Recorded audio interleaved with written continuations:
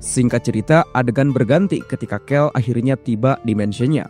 Begitu ia menapakkan kaki, On dan Hong langsung menyambut sambil melompat, memberitahu bahwa kedatangannya tepat waktu karena Hans tengah berdiri di depan pintu, mengetuk dengan resah. Dari luar, suara Hans memohon agar pintu dibuka. Ia tahu sebelumnya sudah mendapat peringatan agar tidak mengganggu. Tetapi kali ini ia meminta maaf karena keadaannya penting. Kel tidak langsung membuka. Ia menukar pakaiannya lalu mengenakan bathrobe agar seolah-olah ia terlihat baru saja selesai mandi.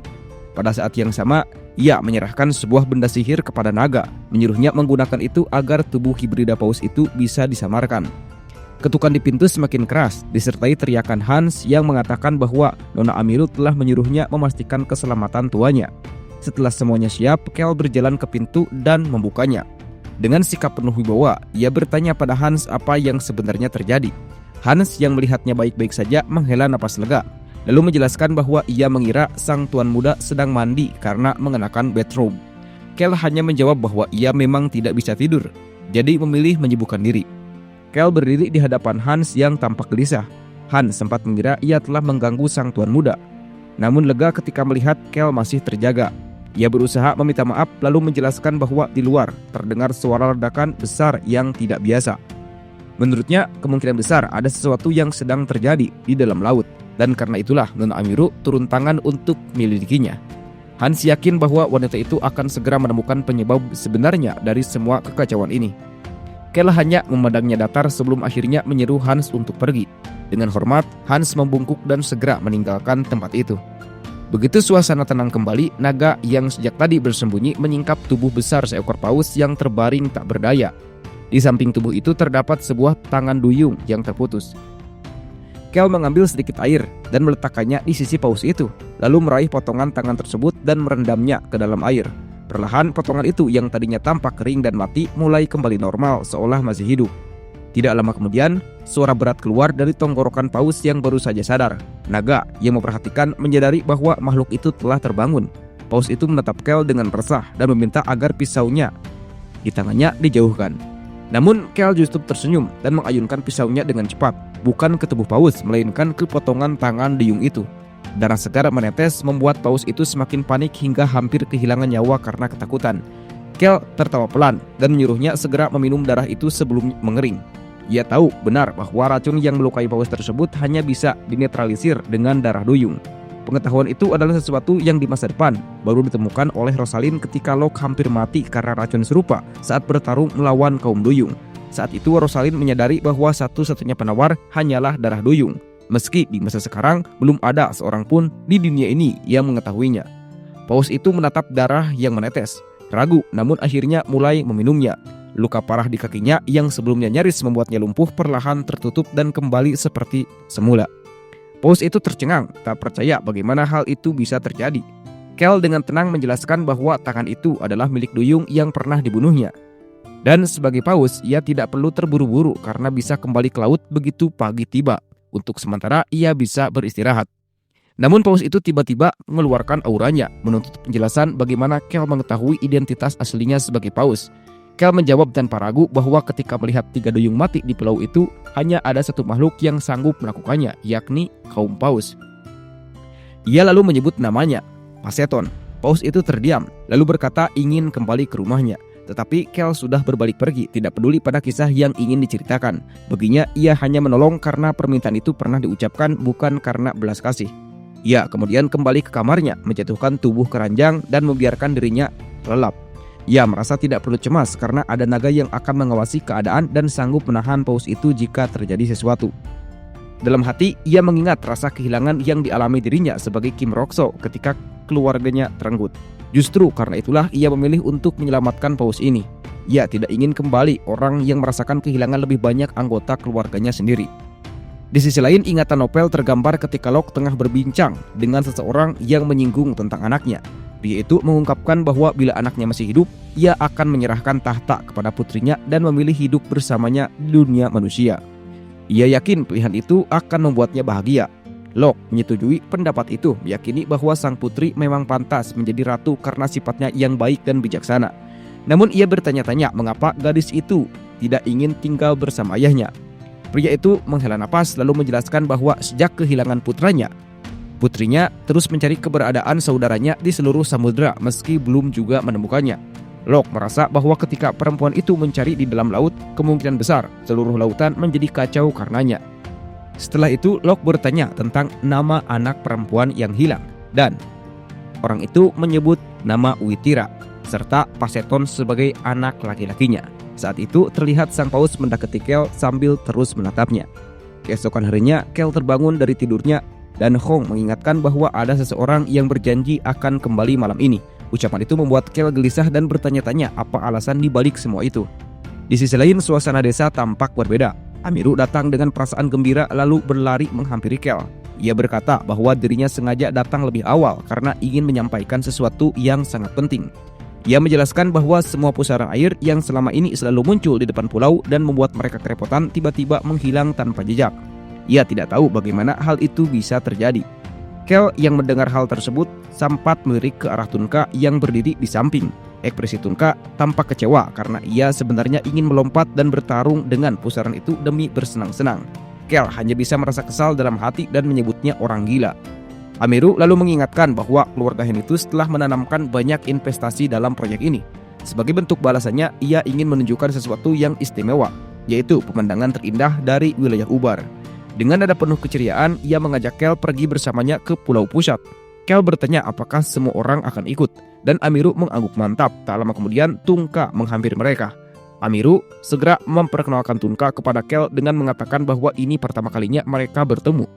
Ia memperkenalkannya dengan nama Tuan Bob, seseorang yang pernah mereka selamatkan di pusaran air. Mendengar nama itu, Kel terkejut karena tak menyangka Tunka menggunakan nama aneh tersebut. Tunka justru tertawa ringan dan menyebut dirinya Bob dengan santai. Amiru lalu menjelaskan lebih jauh bahwa Tuan Bob berasal dari kerajaan Wiper dan dulunya tinggal di sebuah desa kecil. Ia menceritakan bahwa Bob pernah pergi memancing ke laut, namun perahunya hancur dan ia terdampar hingga sampai di sini. Tunka sendiri membenarkan hal itu dengan tawa lepas, mengatakan bahwa hidup mereka sederhana, hanya makan ikan untuk bertahan hidup dan tidak tahu bagaimana nasib membawanya sampai ke tempat ini. Saat itu pandangan Kel jatuh pada tangan Tunka yang penuh bekas luka, tanda jelas bahwa pria itu telah melalui banyak pertempuran meski kini menyebut hidupnya sederhana. Amiru menambahkan bahwa semalam Tunka juga membantu mereka menyelidiki insiden yang terjadi di laut. Mendengar itu, Kel dalam hati merasa bahwa mungkin hanya Amiru yang benar-benar menyukai pria tersebut. Tunka kemudian mengungkapkan bahwa ia pernah mendengar tentang Kel yang menggunakan perisainya untuk melindungi seluruh ibu kota. Dan dengan penuh semangat, ia berkata bahwa itulah alasan ia ingin sekali bertemu. Antusiasmenya yang berlebihan membuat Kel resah. Dalam hatinya, ia menyadari harus lebih berhati-hati, karena jika lengah, dirinya bisa saja dalam bahaya. Kel berusaha merendahkan diri dengan menjelaskan bahwa ia pernah mengalami cedera parah sehingga kini masih dalam masa pemulihan. Bahkan sebenarnya kekuatannya tidak sekuat yang orang lain pikirkan. Amiru pun ikut menambahkan bahwa Kel memang menggunakan kekuatannya secara berlebihan demi melindungi semua orang, yang justru membuat dirinya sendiri terluka cukup parah. Mendengar itu, Tunka menatap Kel dari atas sampai bawah dengan ekspresi kecewa. Ia lalu berbalik meninggalkan tempat itu. Melihatnya pergi, Kel hanya bisa bergumam bahwa ia sudah menduga sejak awal. Begitu pria itu tahu dirinya tidak sekuat yang dibayangkan, ia pasti akan kehilangan minat. Tunka dengan cepat kehilangan ketertarikannya. Baginya, seorang pahlawan yang rela mengorbankan diri demi melindungi orang lain tidak ada artinya. Ia sendiri tidak akan pernah melakukan hal semacam itu karena hanya menginginkan kekuatan dan selalu mengejarnya tanpa henti. Saat ia menyadari orang di depannya lemah, ia segera mengabaikannya. Bahkan jika ada orang yang menghalangi jalannya, ia tidak segan untuk membunuh. Dan karena sifat itulah orang-orang menjulukinya sebagai Thoran. Amiru kemudian menunjuk ke arah kapal dan mengajak semua orang untuk segera berangkat. Mereka pun mulai bergerak menuju kapal, namun tiba-tiba Tunka berhenti dan mengatakan bahwa ia merasakan sesuatu yang aneh, seolah ada aroma kuat yang menusuk. Mendengar itu, Kel langsung menoleh pada naga dan bertanya-tanya mengapa makhluk itu belum bersembunyi dengan kekuatannya. Naga yang sudah sejak awal tak terlihat menegaskan bahwa dari tubuhnya tidak keluar aroma apapun. Kel jadi terkejut karena insting Tunka ternyata jauh lebih tajam, bahkan dibandingkan manusia setengah hewan. Ia menyadari harus terus terlihat lemah di hadapan pria itu. Amiru kemudian menyebut bahwa ayahnya bersama para penyihir dari wilayah mereka akan segera datang untuk menyelidiki hilangnya pusaran air yang selama ini mengganggu pulau. Kel menyambut baik kabar itu dan mengatakan bahwa mereka pasti akan segera mengetahui penyebab kejadian tersebut. Naga yang mendengar ucapan itu mengejeknya karena begitu pandai berbohong. Kel tetap menegaskan keyakinannya bahwa para penyihir akan menemukan jawabannya. Namun naga itu kembali mencibir, mengingatkannya bahwa sebelumnya Kel sendiri pernah mengatakan bahwa butuh waktu 1 tahun penuh sampai pusaran itu benar-benar lenyap. Amiru dengan senyum hangat menambahkan bahwa mereka akan berusaha semaksimal mungkin mencari tahu penyebabnya. Terlebih lagi, banyak orang yang membantu sehingga kesempatan itu semakin besar. Meski begitu, Kel justru merasa tidak enak hati. Ia lalu berpura-pura merasa pusing karena terik matahari dan memutuskan untuk beristirahat. Amiru mengizinkannya dengan lembut, sementara dari kejauhan Tunka terus memperhatikan mereka dengan tatapan penuh selidik. Beberapa saat kemudian, rombongan itu tiba di Pulau Pusat. Kel kembali menyusuri hutan dan sampai di tempat di mana tubuh 3 putri duyung sebelumnya ditemukan. Namun kali ini tubuh mereka sudah tidak ada, hanya tersisa abu yang bertebaran di tanah. Kel terkejut melihatnya, sementara naga buru-buru menegaskan bahwa dirinya tidak melakukan apapun dan bahkan tidak datang ke tempat itu. Dalam hati, Kel berpikir bahwa jika ia tidak tahu sebelumnya ada mayat di sana, ia mungkin tidak akan pernah menyadari bahwa sesuatu telah terjadi. Sambil menyentuh bahu di dekatnya, ia bertanya-tanya kemana jasad para duyung itu menghilang. Saat itu, ia merasakan sesuatu yang aneh, lalu dengan gugup menoleh ke arah laut. Naga yang peka terhadap bahaya memperingatkan bahwa ada sesuatu yang sangat besar melaju cepat ke arah mereka dan kini sudah sangat dekat. Seketika seekor paus raksasa muncul ke permukaan dengan hentakan yang menggelegar. Kel panik ketika makhluk itu menatapnya tajam dari jarak yang begitu dekat. Naga yang melihat perlakuan paus itu murka dan berteriak marah, menuntut bagaimana beraninya makhluk itu menatap manusia lemah yang bersamanya. Paus membalas dengan menghantam permukaan laut menggunakan ekornya hingga air muncrat tinggi. Kel yang terkejut memegang dadanya, merasakan keyakinan bahwa paus itu berasal dari suku paus. Ketakutan membuatnya segera mengaktifkan perisai sihir kuno untuk berjaga. Namun tanpa diduga, paus itu menyatakan bahwa kedatangannya bukan untuk bertarung. Naga justru semakin tersulut emosi karena merasa dipermainkan dengan cara itu. Kel menahan naga yang mulai terpancing emosi, berusaha meredam amarah agar situasi tidak memicu luka yang lebih parah. Sementara naga tetap mengklaim dirinya tidak akan terluka karena kekuatannya. Kel menyadari kebenaran tetapi tetap mendorong agar semuanya berhati-hati. Seketika perhatian mereka tertuju pada paus yang menatap Kel dan seolah hendak menyampaikan sesuatu yang penting. Dan saat itulah Poseidon, adik kecil yang sebelumnya diselamatkan Kel, panik, muncul sambil merarang agar sang kakak tidak menyerang. Kehadiran Poseidon membuat kakaknya tersenyum lega karena reaksi adiknya memicu aliran air laut yang menghempas Kel sampai basah kuyup. Sehingga Kel bertanya-tanya mengapa adik itu tidak berpaling dan lalu memperhatikan bekas luka di punggung paus yang mengungkapkan bahwa makhluk itu sebenarnya adalah hambek paus. Poseidon terus mendesak agar tidak ada yang menyakiti orang tersebut. Dan kegelisahan itu membuat naga bingung tentang maksud sebenarnya yang ingin disampaikan paus. Kel sendiri mulai yakin bahwa paus yang datang itu adalah yang lebih tua. Artinya panggilan Nuna ditunjukkan pada sosok paus itu. Pewaris tahta berikutnya, calon penguasa kerajaan paus yang kelak akan bekerja bersama Choi Han melawan para mermaid. Namun ketegangan belum usai karena sesuatu lain kembali mendekat ke arah mereka. Memaksa Kel melonjak gugup dan mencari perlindungan di balik batu untuk menghindari resiko. Dari persembunyiannya, ia melihat Tunka berlari mendekat sambil berteriak bahwa ia bisa mencium keberadaan sesuatu yang sangat kuat. Membawa sebuah tongkat kayu dan bersemangat karena belum pernah bertarung melawan seekor paus sebelumnya. Tunka langsung melompat menyerang, namun paus itu tetap tenang dan membalas dengan ayunan ekor yang menghantam air laut, sehingga derasnya air terlempar kembali membasahi Kel. Tunka berhasil menghindar dan mendarat aman di sisi lain, sementara Kel kembali basah kuyup tapi terkejut melihat kegigihan lelaki itu. Tunka sombong mengatakan ia sudah menebak kekuatan sang paus dan menantangnya untuk menanggung serangannya. Ia lalu menyerang lagi dengan tongkat sampai terjadi ledakan besar. Namun serangan itu tak berpengaruh pada paus dan tongkat Tunka malah patah. Tunka membuang sisa tongkatnya, mengakui bahwa serangan kecil seperti itu memang tak akan melukai paus, sehingga ia memutuskan untuk bertarung tanpa senjata. Melangkah maju untuk menghadapi makhluk yang kekuatannya jauh di atas yang pernah ia lawan. Kel menyaksikan semuanya dengan campuran kekaguman dan kekhawatiran, merasa semakin tegas bahwa dalam bayang-bayang kekuatan sejati, kepura-puraan dan kelemahan akan segera terkuak. Tunka tertawa terbahak, semangatnya melonjak melihat kesempatan untuk bertarung. Sementara Kel panik membayangkan jika pertarungan itu berlangsung terus, suara mereka akan menarik perhatian para penyidik yang mungkin datang, sehingga ia mencari cara untuk pergi dari situ tanpa ketahuan. Poseidon memohon pada kakaknya agar tak meneruskan serangan karena orang yang tersembunyi di balik batu bisa terluka. Dan permintaan itu membuat sang kakak tersenyum lega sebelum gelombang air yang tercipta oleh gerakannya menyiram Kel hingga basah kuyup, memperlihatkan bekas luka di punggung paus yang mengungkapkan asal-usulnya sebagai hampek.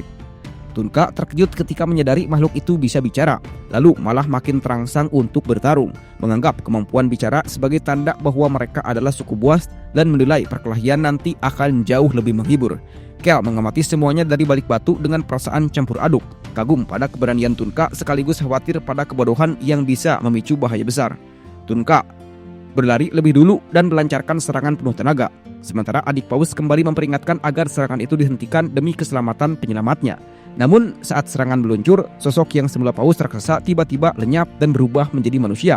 Penampilan barunya mengejutkan Kel karena transformasi itu mengubahnya menjadi sosok yang cantik dan anggun. Naga menyelipkan sindiran bahwa paus tidak seistimewa dirinya, sementara Kel mengangguk setuju. Lalu perempuan paus itu mendekat untuk mengucapkan terima kasih atas nyawa saudaranya, menyiratkan niatnya memberi penghargaan lebih dari sekedar kata-kata. Tunka mendorong untuk mengabaikan sosok itu karena fokusnya adalah bertarung, menilai bahwa orang yang tampak lemah itu hanya mampu menyelamatkan orang lain dan tidak lebih. Sebuah pemandangan yang membuat Kel sadar bahwa watak asli Tunka kini terbuka nyata seperti yang sering digambarkan dalam novel, suka mengejar kekuatan, mengabaikan empati. Perdebatan moral singkat meletup ketika Naga membela tindakan penyelamatan sebagai sesuatu yang patut dibanggakan dan bukan aib. Dan perempuan paus menegaskan kembali bahwa penyelamatan nyawa adalah perbuatan besar yang tidak layak diremehkan. Membuat Tunka tertawa dan mengaku ingin melihat semangat itu dalam mata lawannya, merasa siap untuk melancarkan serangan berikutnya. Kel menyaksikan semua itu dengan tegang. Di antara ancaman yang nyata dan idealisme yang berbenturan, ia menyadari bahwa kebenaran tentang siapa yang kuat dan siapa yang lemah akan segera terbuka, dan bahwa pilihannya untuk tetap tersembunyi mungkin menjadi penentu keselamatan mereka semua. Tunka menyambar kesiapan bertarung dengan tawa, penuh nafsu ingin menguji kekuatan, sementara perempuan paus menunjukkan bahwa ia tidak datang untuk sekedar berkelahi, dan malah membentuk cambuk air yang dingin sambil memberi ekspresi tanpa tedeng aling-aling, seolah menolak mempermalukan Tunka dengan bertarung biasa. Tunka justru makin terpancing, meledak marah dan tertawa kasar, lalu melancarkan serangan tanpa ragu, menerjang dengan pukulan dan serangan tangan kosong. Namun perempuan paus membalas dengan cambuk air yang kuat hingga melilit tubuh Tunka seperti tali. Tunka hanya tertawa meremehkan, memusatkan tenaga untuk mematahkan belitan itu dengan kekuatan brutalnya. Dan ketika cambuk itu patah, ia menegaskan bahwa dalam sebuah pertempuran yang murni, kekuatanlah yang menentukan segalanya. Pertarungan itu kian memanas ketika serangan perempuan paus tersambung dan mendorong Tunka melesat deras ke arah Amiru dan pasukannya. Kepakannya bisa melukai banyak orang jika ia terjatuh di antara mereka, sehingga kepanikan menyebar dan Amiru segera memberi komando untuk membentuk barisan pertahanan. Tunka sendiri masih mentertawakan ancaman itu, memperingatkan agar mereka siap menahan dampak karena tubuhnya berat dan hantamannya bisa membawa malapetaka. Di saat genting itu, Kel maju dan membuka perisai sihir kuno, sebuah energi tua yang memancarkan medan kuat, membekukan Tunka di udara dan menahan lajunya sebelum ia menimpa barisan Amiru. Seketika, semua mata tertuju pada Kel. Kekuatan yang tiba-tiba ia keluarkan membuatnya sendiri tercengang, karena pada akhirnya ia terpaksa menggunakan kemampuan itu demi mencegah bencana. Dalam hati, ia mengakui bahwa menyembunyikan diri bukanlah pilihan bila ancaman melampaui batas. Dan sambil berdiri di antara gelombang emosi dan bahaya, ia tahu bahwa penyamaran dan kehati-hatian harus bergeser menjadi tindakan ketika nyawa banyak orang terancam. Rasa sakit yang tajam tiba-tiba menjalar ke kakinya, membuat langkahnya terhenti. Ia terpaksa bertumpu pada batu-batu di sekitarnya untuk tetap berdiri. Tubuhnya bergetar menahan nyeri. Saat itulah Amiru berteriak memanggilnya dengan cemas lalu berlari mendekat. Perempuan itu menegur dengan panik, mengatakan bahwa Tuan Muda Kel tidak seharusnya menggunakan kekuatannya dengan cara seperti itu. Dalam hati, Kel mengakui bahwa perkataan itu benar. Ia memang tidak berniat menggunakan kekuatan yang membebani tubuhnya. Tetapi jika Tunka sampai melukai Amiru dan tim penelitian, ia pasti akan terjebak di tempat itu. Keadaan semacam itu akan membawa masalah besar baginya. Namun kegelisahan Amiru belum berhenti. Ia melihat Kel yang basah kuyup, lalu menegaskan bahwa tubuhnya belum benar-benar pulih. Jika ia terus dalam keadaan basah seperti itu, tubuhnya bisa jatuh sakit karena kedinginan. Kenyataan itu membuat mereka berdua semakin resah. Terlebih karena penyebab tubuh Kel basah adalah serangan paus sendiri yang sebelumnya mengenai permukaan air dan membuat semburan besar menimpa tubuhnya. Kel mencoba menenangkan keadaan dengan mengatakan bahwa selama tidak ada yang terluka, semuanya baik-baik saja dan ia pun tidak apa-apa. Amiru hanya bisa menghela napas panjang, merasa dirinya tidak pernah benar-benar bisa memahami tuan muda itu. Pandangan Amirul kemudian tertuju pada dua sosok kakak beradik yang masih berdiri di sana, dan ia bertanya siapa sebenarnya mereka. Pertanyaan itu membuat keduanya bingung, tidak tahu harus bagaimana menjawab. Amirul kemudian menoleh ke arah Bob dan dengan marah menuntut jawaban darinya. Suasana mendadak hening, seakan waktu berhenti sejenak. Dalam keheningan itu, Kel tiba-tiba bersin keras sehingga semua perhatian kembali tertuju padanya. Ia kemudian menyarankan agar mereka semua segera kembali. Beberapa saat kemudian, mereka sudah tiba di tempat milik Amirul. Di sana, Amirul menatap Bob dengan dingin dan menyuruhnya pergi diam-diam keesokan hari. Ia menegaskan bahwa Bob seharusnya berterima kasih karena hukuman yang ia terima hanyalah pengusiran dari wilayah itu, sebuah sanksi yang ringan dibandingkan kemungkinan lainnya. Lalu Amirul menoleh pada kedua kakak beradik itu, memperingatkan bahwa jika mereka membuat masalah di wilayahnya, mereka pun akan mendapatkan hukuman yang sama. Setelah itu, ia menoleh pada Kel dan mendesaknya untuk segera mengganti pakaian agar tidak jatuh sakit. Kel mengangguk dan menjawab singkat bahwa ia akan melakukannya. Amirul lalu kembali menatap Bob, menekankan bahwa mereka telah menolongnya dan semua yang Bob lakukan sejauh ini hanyalah cara untuk membayar hutang itu. Kel kemudian bertanya apakah Amirul benar-benar akan mengusir Bob dari wilayahnya, dan Amirul mengiyakan. Ia mengatakan akan melakukannya besok. Kel pun menegaskan bahwa tidak ada lagi yang perlu dikhawatirkan karena semua sudah terkendali. Saat itu suara naga terdengar mengingatkan bahwa sebelumnya Kel sendiri yang mengatakan jika ia melawan Tunka maka ia bisa menang. Mendengar itu, Kel hanya menatap Tunka dengan raut wajah yang sulit dibaca. Tidak tahu harus menafsirkan ekspresi seperti apa yang tengah dilihatnya. Ia hanya diam tanpa jawaban yang jelas. Tatapannya kosong seolah menembus siapa saja yang ada di sekitarnya. Dan entah mengapa mulutnya tetap terbuka tanpa suara. Beberapa saat kemudian, pemandangan bergeser pada sebuah kereta yang berhenti tak jauh dari sana. Melihatnya, seorang gadis menanyakan apakah benar mereka bisa ikut dalam perjalanan yang sama dengan Kel. Lelaki itu hanya menanggapi dengan dingin, mempertanyakan apakah mereka memiliki cara lain untuk pergi, lalu menambahkan bahwa setidaknya ia bisa memberikan tempat untuk beristirahat semalam. Jawaban itu membuat keduanya terkejut, namun tanpa banyak berpikir mereka segera masuk ke dalam kereta dan menutup pintu rapat. Di dalam, Kel duduk sambil menatap Tunka. Dalam hatinya, ia merasa bahwa Tunka mungkin akan segera kembali ke kerajaan Wiper. Ia mempertimbangkan apakah ia perlu menghubungi putra mahkota, membayangkan bagaimana reaksi sang putra pangeran bila mendengar bahwa mereka berhasil menemukan sarang lebah yang penuh dengan madu. Terlebih lagi, orang yang meninggalkan kerajaan itu ternyata sama seperti dirinya, membuat Kel bisa menebak seperti apa reaksi yang akan ditunjukkan. Bayangan itu terlintas jelas dalam pikirannya, seakan ia melihat putra mahkota tertawa terbahak-bahak, sesuatu yang hanya ia imajinasikan. Adegan kemudian berpindah pada sebuah desa. Ketika Hans berlari tergesa mendekati Kel, ia terlihat lega karena sang tuan muda baik-baik saja. Lalu memberi isyarat pada kedua pendatang baru itu untuk mengikuti dirinya agar bisa ditunjukkan kamar mereka. Setelah memastikan semuanya beres, Kel melangkah ke arah dalam rumah. Namun tatapannya bertemu dengan Becherok yang terus menatapnya dengan serius. Anak itu segera diperintahkan menyiapkan air hangat untuk mandi, lalu kembali membawa selimut untuk menutupi tubuh Kel yang masih lelah. Tak lama kemudian, Becherok menyuguhkan minuman sambil menyebutkan bahwa ia mendengar tuan muda sempat terluka dalam pertempuran. Kel hanya menepis anggapan itu, memastikan bahwa ia tidak mengalami cedera sedikit pun. Mendengar jawaban itu, Becherok menghela napas lega dan berharap suatu hari nanti ia bisa berguna bagi sang tuan muda. Setelah itu, Becherok memberitahu bahwa air mandi sudah siap.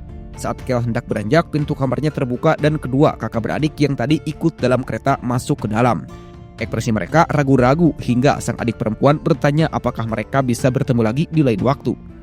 Mendengar permintaan itu, Kel sempat berpikir bahwa keduanya masih ingin menyembunyikan identitas mereka. Ia akhirnya menyetujui, menegaskan bahwa mereka bisa datang esok hari, karena untuk saat ini ia merasa sangat lelah dan ingin segera beristirahat. Keduanya pun pergi meninggalkan ruangan dengan cepat. Malam pun tiba, naga mendekati Kel dengan tatapan penuh kekhawatiran, mempertanyakan apakah ia benar-benar baik-baik saja dan apakah ia tetap berencana keluar malam ini meski tubuhnya masih diganggu batuk. Naga itu mengeluh bahwa seharusnya Kel beristirahat, bukannya terus-menerus membuat orang lain khawatir. Ia menegaskan bahwa kondisi Kel terlalu lemah dan sebagai manusia ia selalu saja menimbulkan begitu banyak masalah. Kata-kata naga membuat Kel semakin resah. Ia merasa bingung bagaimana harus meyakinkan semua orang bahwa dirinya baik-baik saja. Terlebih lagi tidak ada yang benar-benar percaya pada ucapannya. Namun akhirnya ia memutuskan untuk mengabaikan rasa ragu itu dan menyuruh naga segera berangkat. Saat mereka bergerak, On dan Hong juga mengingatkannya agar menjaga diri. Beberapa saat kemudian, Kel sudah bersama naga di atas pusaran air yang berbahaya. Dengan sihirnya, naga itu membuat tubuh Kel melayang di udara sambil bergumam tidak mengerti mengapa ia harus melakukan hal ini, terutama ketika kondisi tubuhnya sendiri belum sepenuhnya pulih. Ia mengaku bingung, meski dirinya seekor naga yang cerdas, tetapi tetap saja sulit memahami apa yang sebenarnya dilakukan oleh tuan muda itu. Kel menimbang bahwa keesokan hari para penyihir akan datang untuk melakukan investigasi, yang berarti ia tidak akan bisa mendekati tempat itu dengan mudah. Karena itu, ia mendarat di sebuah pulau kecil, menatap air di sekitarnya dan menyadari bahwa elemen itu sanggup memadamkan api apapun. Masalahnya adalah kawanan lebah raksasa masih bertahan di sana, sehingga ia harus segera menyelesaikan semuanya sekaligus sebelum terlambat. Naga tiba-tiba menuju ke depan, heran karena seseorang tampak terus mengikuti mereka. Kel terkejut dan melihat sosok yang dimaksud, hingga akhirnya melihat Tunka yang berenang cepat mendekatinya. Kegelisahan muncul di wajah Kel saat menyadari bahwa lelaki itu benar-benar datang. Tunka terlihat bersemangat seolah sudah menduga hal ini sejak awal. Ia berseru penuh keyakinan bahwa dirinya tahu Kel tidak mungkin orang biasa, bahkan ia bisa mencium arwah kuat darinya. Ia menebak Kel seorang penyihir sebab hanya dengan sihir seseorang bisa terbang di udara. Kel sama sekali tidak menanggapi pertanyaan itu, membuat Tunka merasa diabaikan. Ia bertanya lagi apakah Kel memang berniat mengabaikannya. Dengan tenang, Kel membenarkan hal itu dan segera mengarahkan kekuatan kunonya. Suara angin menggunakan kekuatan air, ia menghantam Tunka hingga tubuhnya terlempar jauh jatuh ke dalam laut. Tunka tercengang, terkejut karena baru pertama kali melihat kekuatan semacam itu, sesuatu yang bahkan para penyihir tak bisa gunakan. Kel kembali menggunakan kekuatannya dan maju mendekati Tunka. Lelaki itu masih kebingungan bertanya apa sebenarnya kekuatan yang dilihatnya. Kel menegaskan bahwa penyihir tidak akan pernah bisa menggunakan kekuatan kuno. Ucapannya membuat Tunka terdiam, menatapnya penuh keterkejutan. Kel menambahkan bahwa ia bukan seorang penyihir, melainkan seorang yang berbeda, dan ia yakin Bob sebagai seorang pejuang akan memahami maksud dari kata-katanya. Kel menegaskan bahwa mereka yang bukan penyihir hanya mengandalkan kekuatan fisik, kekuatan yang diwariskan dari generasi ke generasi dan terus ditempa hingga mencapai puncaknya. Telinga Tunka bergetar kaget mendengar ucapan Kel. Ia tidak percaya ketika mendengar istilah kekuatan kuno yang keluar dari mulutnya. Bahkan lebih heran lagi ketika Kel menegaskan bahwa dirinya bukanlah seorang penyihir. Wajah Tunka seketika berubah serius, mempertanyakan bagaimana Kel bisa mengetahui tentang kelompok non-penyihir. Dalam hatinya, ia mulai menilai Kel sebagai seorang bangsawan yang aneh. Sebab meski tubuhnya sendiri penuh luka, ia masih berusaha melindungi orang lain. Dari sosok itu, ia bisa merasakan aura kuat yang berbeda, ditambah kekuatan unik yang sebelumnya sempat menghempaskannya ke laut. Semakin lama ia memikirkan Kel, semakin misterius sosok bangsawan itu di matanya. Kel memutuskan bertanya langsung apakah Tunka berencana menghancurkan menara sihir. Pertanyaan itu membuat Tunka kebingungan, tak mengerti maksudnya. Kel lalu menjelaskan bahwa hal itu tidak perlu dilakukan, cukup dengan mengusir para penyihir dari sana. Ia bahkan menyebutkan bahwa dirinya berniat membeli seluruh menara itu. Ucapan tersebut membuat Tunka terkejut dan menuduh Kel gila. Namun Kel justru mentertawakannya, menuding kelompok Tunka jauh lebih gila karena hendak menghancurkan menara. Suasana yang tegang berganti antusiasme ketika Tunka ikut tertawa, menegaskan bahwa mereka bukan orang-orang yang kehilangan akal, hanya memiliki pandangan yang berbeda. Kel mengakui bahwa dirinya sama seperti Tunka. Ia menyimpulkan bahwa lelaki itu memang berasal dari paksi non-mage, kelompok yang sejak lama menentang para penyihir. Tunka kemudian bertanya lagi, kali ini dengan penasaran apakah Kel sungguh berniat membeli menara sihir. Kel dengan mantap menjawab bahwa rencana itu sudah ia siapkan sejak awal. Namun ia juga sadar Tunka masih belum mengungkapkan rencana sebenarnya bahwa kelompoknya berniat menghancurkan menara. Tak puas, Tunka menanyakan bagaimana Kel bisa mengetahui identitasnya. Kel menjelaskan bahwa Tunka berasal dari kerajaan Wiper, wilayah yang setiap saat bisa meledak dalam perang. Cara Tunka menatapnya juga jelas, seolah jika Kel mengaku sebagai penyihir maka ia akan langsung dibunuh. Dari sana, Kel menyimpulkan bahwa hanya orang dari paksi non-mage yang terbiasa memburu dan membunuh penyihir. Tunka akhirnya tertawa mengakui bahwa dugaan itu tepat, lalu berjalan mengikuti Kel. Kel mengabaikannya keberadaannya dan terus melangkah, meski akhirnya menoleh ke belakang untuk menanyakan alasan Tunka datang ke tempat itu. Dengan santai, Tunka menjawab bahwa ia hanya ingin mencari sesuatu yang menyenangkan, sesuatu yang bisa memberinya keseruan. Kel menanggapinya dengan dingin, menyuruhnya bermain saja dengan pusaran air raksasa sebab ia sedang sibuk. Mendengar nada itu, Tunka menyeringai dan menyebutnya benar-benar seorang bangsawan. Kel mengiyakan tanpa ragu, mengaku sebagai bangsawan sebagaimana Tunka adalah seorang pejuang. Ucapan itu membuat Tunka tertawa kecil, menganggapnya menarik. Kel kemudian menatap pusaran air yang berputar, menyadari bahwa masalah itu harus segera ia atasi. Ia memejamkan mata, lalu perlahan mengerahkan kekuatan kuno miliknya, yaitu suara angin. Kel mengaktifkan kekuatan angin, membuat sepasang sayap muncul di punggungnya. Tunka terperangah melihat pemandangan itu.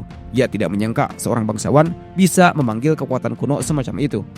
Kel lalu memperingatkan agar semua yang ia lihat tetap dirahasiakan. Tunka menanggapi dengan tawa ringan, berjanji akan berusaha sebaik mungkin agar rahasia ini tidak bocor. Dengan sayapnya, Kel terangkat ke udara. Ia berjanji akan segera menyiapkan perahu dan beberapa orang agar Tunka bisa kembali ke rumahnya. Mendengar itu, Tunka mengucapkan terima kasih. Kel menegaskan agar ia tidak berhenti berusaha karena dirinya mampu melakukannya. Saat melayang pergi, Kel menggerutu bahwa orang itu selalu saja tersenyum. Ia tahu pada akhirnya ketika non penyihir berhasil mengalahkan para penyihir, mereka akan membutuhkan banyak uang. Demi tujuan itu, mereka pasti akan berusaha menghapus sihir sepenuhnya dari kerajaan Whisper dengan menghancurkan menara sihir. Semua itu justru akan menjadi kesempatan emas baginya. Dari jauh, Tunka hanya bisa menatap punggung Kel yang semakin menjauh. Kel sadar bahwa kelompok non penyihir itu tidak mengetahui di mana menara sihir menyimpan harta karunnya. Namun tanpa disadari, Tunka mulai menangis. Dalam hatinya, ia merasa tidak akan menemukan kesenangan lagi dan hanya bisa kembali ke rumah. Keesokan harinya, Tunka berdiri di depan sebuah perahu. Sebelum naik, ia menoleh ke arah Kel dan berkata bahwa dalam 2 bulan dunia akan berubah sepenuhnya. Ekspresinya mengeras dengan ancaman yang jelas. Melihat itu, Kel bergumam bahwa dengan sikap Tunka seperti itu, ia tidak perlu repot-repot pergi ke kerajaan Whisper dalam 2 bulan ke depan.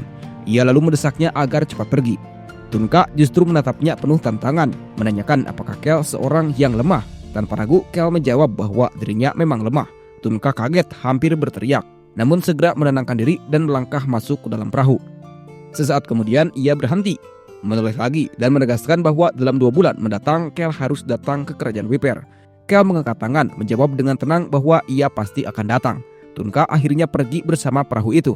Sementara Kel merasa lega karena lelaki itu akhirnya benar-benar meninggalkan tempat tersebut.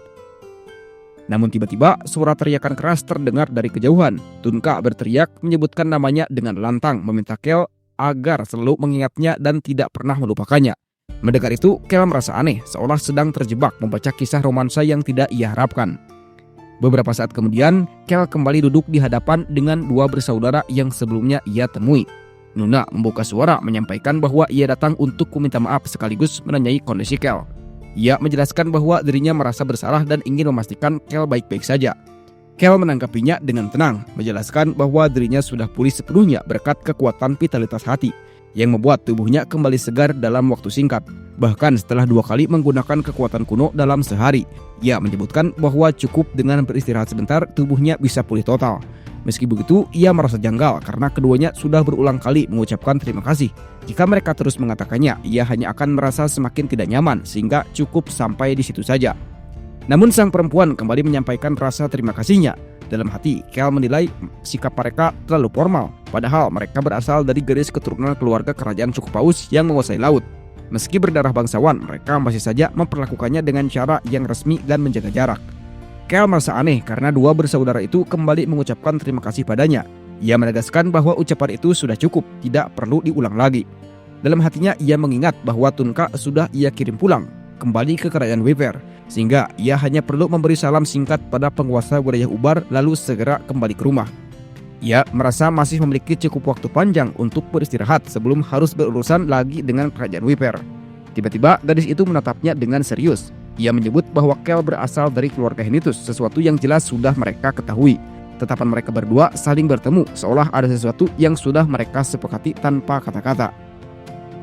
Setelah itu, ia menyampaikan maksudnya meminta izin untuk masuk ke hutan kegelapan. Permintaan itu membuat Kel terkejut, berusaha memastikan apakah benar yang dimaksud adalah hutan tersebut. Gadis itu menegaskan bahwa mereka memiliki musuh lama, para mermaid, dan Kel seharusnya sudah mengetahui hal itu karena sebelumnya ia telah menyembuhkan Paseton. Ia menambahkan bahwa Paseton sempat menemukan cara untuk menjadi lebih kuat, dan hal itu membuat para mermaid memburunya. Paseton kemudian mengakui bahwa itulah alasan mengapa dirinya selalu dikejar. Ia telah menemukan rahasia tentang bagaimana kekuatan mereka bisa meningkat secara tiba-tiba. Gadis itu lalu memohon dengan sungguh-sungguh meminta izin agar bisa masuk ke hutan kegelapan demi tujuan itu. Dalam hati, Kel menimbang-nimbang hutan itu terletak jauh di utara kerajaan Rawon dan termasuk salah satu dari 5 tempat paling berbahaya sekaligus misterius. Luasnya begitu besar sehingga mampu menelan 1 atau 2 wilayah penuh, dan hingga kini kerajaan Rawon sendiri bahkan belum pernah berhasil menguasainya. Karena itulah keluarga Henitus selama ini memegang kendali dan menjaga keberadaan hutan tersebut. Jika benar, berarti dua bersaudara ini ingin masuk ke dalam wilayah yang bahkan tak sepenuhnya bisa ditaklukkan oleh kerajaan besar. Gadis itu sekali lagi memohon agar mereka diberi izin. Ia berjanji akan memberi kompensasi sebagai balasan. Pertanyaan jelas, apakah Kel bersedia membantu mereka masuk? Saat itu On dan Hong yang berada di samping Kel ikut bersuara menanyakan apakah ia benar-benar akan membantu mereka. Kel menanggapi dengan tenang, meminta agar mereka menjelaskan semuanya dengan lebih jelas sebelum ia membuat keputusan. Gadis itu pun menjabarkan situasi yang sebenarnya. Sejak lama, kaum mereka berperang melawan para mermaid. Seluruh wilayah selatan lautan sudah jatuh ke dalam kendali bangsa itu, sementara bagian utara masih berada dalam kekuasaan mereka. Namun tiba-tiba para mermaid mulai melancarkan serangan besar tanpa henti. Mereka mengincar seluruh lautan untuk menjadikan satu kerajaan besar. 6 bulan berakhir, serangan mereka semakin liar. Mereka terus menerobos perbatasan, menantang dan memancing perang terbuka, hingga akhirnya terungkap alasan dari semua itu. Kel mendengar penjelasan itu dengan penuh perhatian. Dalam hati, ia mengakui bahwa dirinya memang sudah mengetahui niat para mermaid sejak awal. Bangsa itu berusaha membangun sebuah kerajaan sendiri dengan menguasai seluruh lautan. Alasan inilah yang membuat Choi Han memutuskan untuk berdiri melawan mereka dan bergabung dengan kaum paus dalam pertempuran melawan mermaid. Kel sudah mendengar sebagian besar informasi itu sebelumnya, tetapi ketika perempuan itu menambahkan penjelasan penting bahwa para mermaid berusaha menguasai jalur laut yang menghubungkan benua timur dan barat, tubuhnya langsung menegang. Ia terdiam sesaat, lalu hatinya dipenuhi keterkejutan. Dalam benaknya, ia mempertanyakan maksud para mermaid yang berani menargetkan jalur laut yang selama ini tidak berada di bawah kendali manusia. Jalur itu adalah satu-satunya penghubung antara dua benua, digunakan manusia sejak lama meski panjang, sulit dilalui dan berbahaya. Ada perjanjian kuno antara manusia dan makhluk laut, bahwa keduanya tidak akan mencampuri urusan masing-masing, menjaga batas wilayah dengan damai. Namun, jika benar para mermaid ingin menguasai jalur itu, berarti mereka berniat melanggar kesepakatan yang telah bertahan selama bertahun-tahun. Kel merasa sial karena sekali lagi ia terjebak mengetahui informasi yang harusnya tidak ia ingin dengar. Perempuan itu melanjutkan dengan mengatakan bahwa mereka sempat mengira semua ini adalah ulah raja baru para mermaid yang ingin mendirikan kerajaannya sendiri. Kel segera menghentikannya dengan tegas. Ia hanya ingin tahu alasan mereka ingin pergi memasuki hutan kegelapan, tanpa perlu diseret lebih dalam ke dalam rahasia yang bisa menjeratnya pada masalah besar. Mendengar itu, keduanya saling tersenyum. Senyum itu membuat Kel tidak nyaman karena meski wajah mereka indah, ekspresi itu justru terasa menakutkan. Mereka lalu menjelaskan kembali bahwa beberapa bulan terakhir para mermaid mendadak menjadi lebih kuat. Rahasia itu terungkap ketika Poseidon mengetahui penyebab kekuatan mereka. Kel mendengarnya dengan rasa tidak percaya. Ia mencoba menyimpulkan bahwa mereka ingin mengatakan semua ini berkaitan dengan hutan kegelapan. Sang perempuan mengangguk dan membenarkan. Kel semakin gelisah. Baginya tidak masuk akal ada makhluk yang bisa menjadi lebih kuat hanya karena masuk ke hutan itu. Tetapi ia juga sadar ada pertanyaan yang lebih penting, yaitu bagaimana caranya para mermaid bisa mencapai hutan tersebut. Poseidon menatapnya dengan menegaskan bahwa ia yakin pernah mendengar para mermaid menyebut sebuah rawa yang tersembunyi di dalam hutan kegelapan, dan rawa itulah yang menjadi kunci kekuatan baru mereka. Karena itulah ia dikejar, dan sebab itu juga mereka kini ingin memeriksa rawa tersebut dengan mata kepala mereka sendiri. Kel mencoba menenangkan pikirannya dan meyakinkan diri bahwa ia tidak perlu lebih jauh dari ini.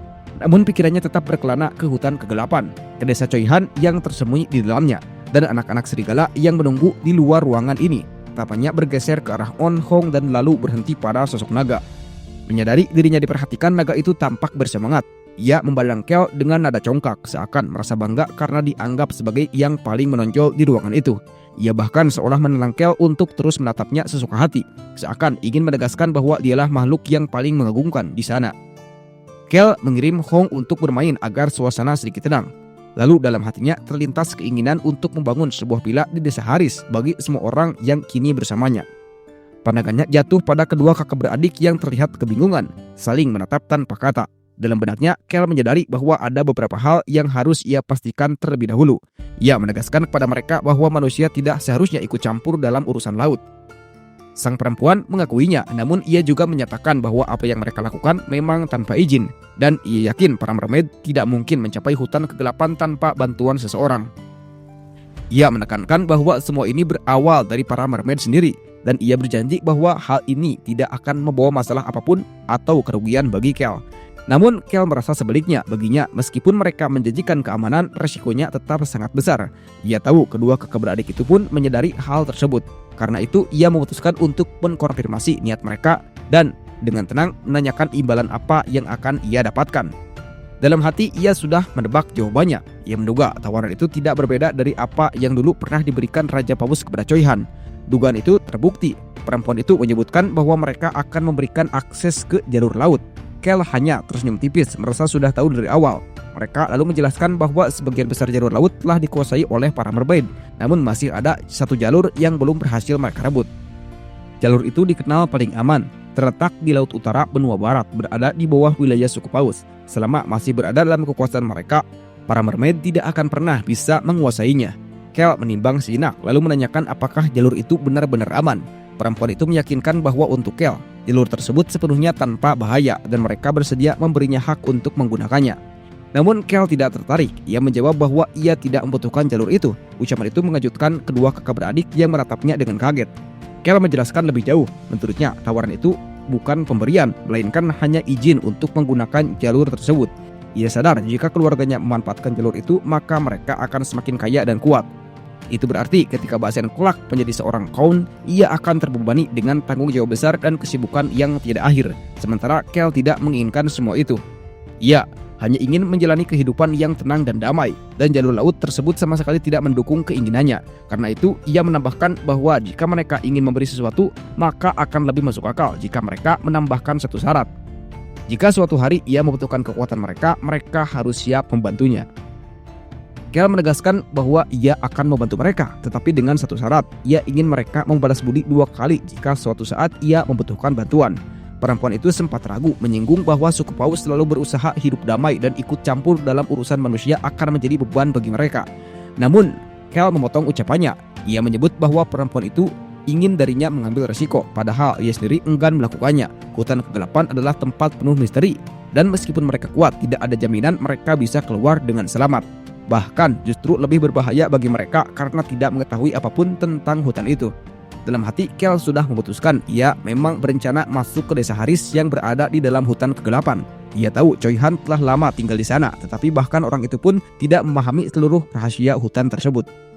Hanya ada satu orang yang benar-benar mengetahui apa yang tersembunyi di sana, dan dengan percaya diri ia menganggap orang itu adalah dirinya sendiri. Dengan nada tenang namun penuh keyakinan, ia menyatakan bahwa ia tahu tentang rawa yang mereka maksud. Karena itu mereka tidak perlu khawatir. Syaratnya tetap sama, mereka harus membantunya 2 kali di masa depan dalam situasi apapun. Perempuan itu menerima dengan tegas. Ia memperkenalkan dirinya sebagai Witira, menyebutkan bahwa ia adalah penerus Raja Paus, penguasa dari kaum mereka. Kel berpura-pura terkejut seolah baru mendengarnya. Ia mengulurkan tangan untuk berjabat menyambut pengakuan itu, sambil menyebut bahwa kini sudah saatnya mereka membuat kesepakatan dan di masa depan bekerja sama akan menjadi hal yang menyenangkan baginya. Namun sang perempuan menolak dengan halus, menyatakan tidak perlu ada tanda kontrak karena ia ingin menjaga identitasnya tetap tersembunyi. Kel menyetujuinya dan berjanji tidak akan membocorkan hal itu kepada siapapun. Ucapan itu membuat sang perempuan berterima kasih dengan tulus, menyebut nama Kel dengan penuh hormat. Paseton yang menyaksikan semua itu tampak bersemangat, bertepuk tangan sambil memuji momen tersebut. Tidak lama setelah itu, kedua saudara itu pergi meninggalkan tempat tersebut. Kel lalu menoleh pada naga yang duduk tak jauh darinya. Ia mencoba menyapanya dengan santai, namun naga itu langsung menegur, menolak dipanggil sembarangan. Kel bertanya-tanya bagaimana sebaiknya ia menyebut makhluk itu, sementara naga menjawab bahwa Kel sendiri yang harus memikirkannya. Kel mengingat bahwa naga itulah yang pertama kali menyebutnya manusia. Lalu dengan iseng ia bertanya apakah naga itu ingin memiliki rumah. Pertanyaan itu membuat naga terkejut. Kel menjelaskan maksudnya bahwa ia berencana membangun sebuah villa besar, tempat di mana naga itu bisa tinggal bersama dirinya, On dan Hong dan semua anak serigala. Sebuah tempat di mana mereka bisa beristirahat sekaligus bermain sesuka hati. Naga itu tampak heran namun tertarik, lalu berkata bahwa ia akan mempertimbangkan tawaran tersebut. Tapi ada satu syarat, Kel harus memberinya sebuah nama dan ia hanya punya waktu 1 bulan untuk menentukannya. Permintaan itu membuat Kel menghela napas berat. Dalam hatinya ia merasa kesal karena harus memikirkan sesuatu yang harusnya sederhana namun penuh beban. Tepat pada saat itu ia mendengar bisikan derih dari On dan Hong di sisinya. Mendengar suara mereka, Kel langsung menoleh dengan penuh perhatian. Melihat situasi itu, keduanya akhirnya tenang. Dalam hati Kel merasa seharusnya naga itu memilih namanya sendiri dan tidak merepotkannya. Tepat setelah itu, Hong bertanya kapan mereka akan pulang. Sementara On mengeluh bahwa ia membenci laut meski cukup menyukai ikan. Kel menenangkan mereka dengan mengatakan bahwa sebentar lagi mereka akan kembali ke rumah. Beberapa hari kemudian, saat Kel bersiap untuk pulang ke keluarga Henitus, semua persiapan telah selesai. Amiru menatapnya penuh khawatir dan memintanya menjaga diri. Kel hanya membalas singkat agar Amiru pun berhati-hati, lalu ia naik ke kereta dan berangkat. Di dalam perjalanan, ia memberi tanda bahwa On dan Hong boleh keluar dari persembunyiannya. Keduanya segera menggunakan alat sihir untuk menampakkan diri. Kejutan lain muncul ketika naga itu menghapus kekuatan sihir yang menyamarkannya, membuat tubuhnya terlihat jelas. Paseton yang duduk di sana tertegun menyadari bahwa kehadiran mana yang sejak tadi ia rasakan ternyata berasal dari naga itu. Seketika kekuatan mana dari keduanya memancar karena mereka sama-sama merupakan makhluk yang sangat kuat. Kel dengan sigap menenangkan situasi. Ia meminta naga itu meredam emosinya agar perjalanan tetap berlangsung damai. Suasana pun kembali tenang. On dan Hong hanya saling berpandangan lalu tersenyum kecil, seakan lega melihat ketegangan mereda. Beberapa hari berselang, Kel akhirnya tiba di wilayah keluarga Henitus. Saat ia memasuki kota, warga menyambut dengan penuh semangat. Sorakan bergema memanggil namanya dan memberi julukan sebagai pahlawan perisai. Mendengar julukan itu, Kel merasa jengkel. Dalam hati ia bertanya-tanya mengapa orang-orang belum juga melupakan sebutan yang menurutnya memalukan itu. Sorakan semakin ramai dan wakil kapten yang berada di sana dengan riang mengatakan bahwa kabar tentang keberanian Kel telah menyebar kemana-mana. Ia bahkan menganggap julukan itu sangat keren dan mengaku iri. Ucapan itu membuat Kel semakin gusar. Wajahnya menunjukkan amarah yang tak bisa ia sembunyikan. Hingga wakil kapten yang melihatnya panik dan buru-buru meminta maaf. Namun ia yakin bahwa Kel hanya merasa malu. Dalam hati Kel semakin gelisah. Ia bahkan sempat berpikir untuk menggunakan kekuatannya hanya demi menghapus julukan konyol itu dari benak semua orang. Naga yang duduk bersamanya kemudian bertanya apakah mereka benar-benar sudah tiba di rumah. Kel mengangguk dan mengakui bahwa mereka akhirnya sudah sampai di rumah. Akhirnya Kel pun berniat menghampiri ayahnya terlebih dahulu.